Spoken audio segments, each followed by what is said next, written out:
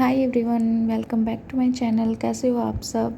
तो आज मैं यहाँ करने वाली हूँ glossy makeup look on dry skin, जिसको आप ड्यूई मेकअप लुक भी बोल सकते हो। तो यहाँ सबसे पहले मैंने फेस को क्लीन किया है क्लींज़र की हेल्प से। यहाँ मैंने अरोमा मैजिक का क्लींज़र यूज़ किया है। और अगर किसी ने फेस वॉश किया भी हो आपके क्लाइंट ने, तो भी आपको क्लींजिंग करनी ही करनी है, क्योंकि जो भी डर्ट है वो निकल आती है क्लींज़र से। क्लींजिंग के बाद मैंने यहाँ यूज़ किया है मैक का prep plus prime as a toner, ताकि हमारा मेकअप ज़्यादा टाइम तक स्टे रहे और हटे ना। इसके बाद मैंने यहाँ ली थी एम्ब्रोलिसिस की मॉइस्चराइजिंग क्रीम, क्योंकि इनकी थोड़ी ज़्यादा ड्राई स्किन है। तो इसको हम जहाँ जहाँ हमें ज़्यादा ड्राई स्किन लग रही है वहाँ थोड़ी ज़्यादा क्वांटिटी लगाएंगे, बट स्किन को ग्रीसी बिल्कुल भी नहीं करना है। हमें पता लग जाएगा अगर स्किन ग्रीसी होगी तो, क्योंकि समर का वेदर है तो मेकअप स्टे हमारा नहीं करेगा जितना करना चाहिए। तो हम एक लिमिटेड क्वांटिटी में ही मॉइस्चराइज़र को यूज़ करेंगे। इसके बाद मैंने यहाँ लिया था मैक का स्ट्रोब क्रीम, ताकि हमारा मेकअप ड्यूई लगे, क्योंकि हमारा मेन कंसर्न यही है कि हमें मेकअप को ड्यूई रखना है, ग्लोसी रखना है। इसलिए मैंने यहाँ मैक की स्ट्रोब क्रीम को यूज़ किया है। उसको भी आप हाइलाइटिंग पॉइंट्स पे भी लगा सकते हो और आप पूरे फेस पे भी लगा सकते हो। इसके बाद मैंने यहाँ लिया था प्राइमर मैंने लिया है रिकोर का ग्रिप प्राइमर। और हर स्टेप आपको एक बात ध्यान रखनी है कि हर स्टेप के बाद आपको 1 या 2 मिनट का गैप ज़रूर रखना है। इसके बाद मैंने यहाँ कंसीलर लिया है मेबलिन का एज डिवाइन कंसीलर। जो भी शेड होगा मैं स्क्रीन पर मेंशन कर दूँगी।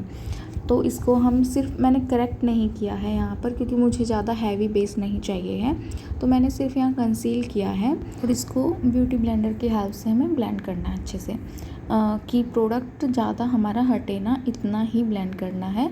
सिर्फ उसी एरिया में ही ब्लेंड करना है, पूरे फेस पे ब्लेंड नहीं करना है हमें। उसके बाद मैंने यहाँ 2 फाउंडेशन लिए हैं, उनको मिक्स मैच करके इनकी शेड का ही बनाया है मैंने। फाउंडेशन की शेड मैं मेंशन कर दूँगी। और ये मैंने फॉरएवर के फाउंडेशन लिए हैं। उसके बाद मैंने यहाँ चेक किया था कि ये इनकी शेड का है या नहीं है। मिक्स करने के बाद मैंने डायरेक्ट यूज़ नहीं किया है। अगर आप यूज़ करते हो 2 फाउंडेशन को मिक्स करके, तो आपको ज़रूर से चेक करना है कि उनकी शेड का है या नहीं है। उसके बाद ही आपको फेस पर अप्लाई करना है। तो मैंने यहाँ चेक करने के बाद इनके पूरे फेस पर, नेक पे आपको एक बात और ध्यान रखनी है कि कभी भी आपको नेक एरिया या आपका जो विजिबल एरिया हो रहा है, अगर वो आपको अलग से दिख रहा है तो उसको भी कवर करना है। नेक ईयर कभी भी नहीं भूलने हैं, ये एरिया ज़रूर से कवर करना है और उसको अच्छे से ब्लेंड करना है। ब्लेंडिंग आपकी कहीं भी ऐसी नहीं होनी चाहिए कि ब्लेंड नहीं हुआ तो वो अलग से आपका पैच बन जाएगा। तो प्लीज़ इस बात का ज़रूर ध्यान रखें कि ब्लेंडिंग बहुत ज़रूरी है। इसके बाद मुझे यहाँ थोड़ा कवरेज कम लग रही थी, तो मैंने यहाँ मेबलिन का एक फाउंडेशन लिया है फेयर स्किन टोन का, और उसकी एक पतली सी लेयर फुल फेस पर मैंने कवर कर दी। ध्यान रखिएगा, अगर आपको थोड़ा ग्लोसी मेकअप चाहिए है तो आपको हैवी बेस बिल्कुल भी नहीं बनाना है। तो आपको जो भी आप फाउंडेशन लोगे उसका पतली पतली लेयर ही लगानी है, ज़्यादा हैवी लेयर नहीं लगानी है आपको। अगर कवरेज कम लग रही है तो आप एक लेयर और ऐड ऑन कर दीजिए, पर एकदम से आपको हैवी लेयर नहीं बनानी है। और इसको फिर अच्छे से ब्लेंड कर लेना है। अब मुझे ये बेस बिल्कुल करेक्ट लग रहा था, बिल्कुल सही लग रहा था।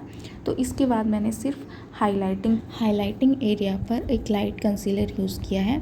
सिर्फ मैंने इसको हाइलाइटिंग एरिया पर ही यूज़ किया है, मैंने फुल फेस पर यूज़ नहीं किया है, क्योंकि मुझे इतनी नीड नहीं लग रही थी।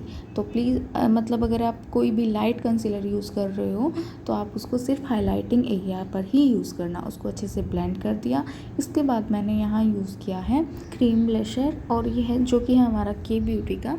और एक बात का और ध्यान रखना, आपको बेस को लुक करने से पहले जो भी हमें क्रीम प्रोडक्ट लगाने हैं हम वो पहले ही लगा लेंगे, क्योंकि हम क्रीम प्रोडक्ट यूज़ नहीं कर सकते हैं पाउडर सेटिंग के बाद। तो इसलिए हमें जो भी क्रीम प्रोडक्ट यूज़ करने हैं हम वो पहले ही यूज़ कर लेंगे। और एक बात मैं और मेंशन करना चाहती हूँ, यहाँ पे जो हमने ये मेकअप किया है वो हमने बिना एसी और बिना कूलर के किया है, वो भी समर में। आपको पता है अब कितनी गर्मी है, तो मुझे भी टेस्ट करना था कि हमारा मेकअप कितना स्टे करता है।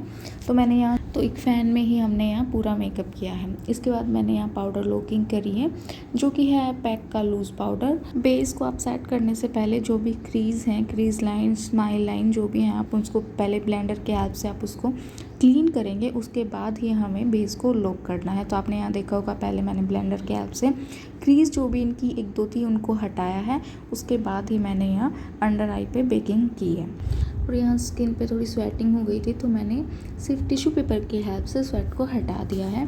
ड्रैग नहीं करना है आपको, कभी भी स्वेटिंग होती है मेकअप के बाद तो आपको फेस को टिश्यू पेपर को ड्रैग नहीं करना है, क्योंकि आपका फेस निकल आएगा उसकी वजह से। तो प्लीज़ जैसे मैं कर रही हूँ वैसे ही आपको हटाना है। उसके बाद मैंने यहाँ पाउडर ब्रश की हेल्प से पूरा जो भी हमने अंडर आई बेकिंग की थी उसको हटा दिया। जो भी इनर कॉर्नर में हमारा पाउडर रह गया था उसको मैंने एक फ़ैन ब्रश की हेल्प से हटा दिया। उसके बाद मुझे थोड़ी स्किन ड्राई लग रही थी तो मैंने यहाँ अर्बन डीके का सेटिंग स्प्रे यूज़ किया है। उसके बाद आप देखिए फाइनल लुक, वो बिना एसी कूलर के है, ये मैंने आपको पहले ही बता दिया था। बताइएगा फाइनल लुक कैसा लगा, और वीडियो पसंद आई तो लाइक शेयर एंड कमेंट ज़रूर करें। और ये है हमारा क्लोज़अप लुक।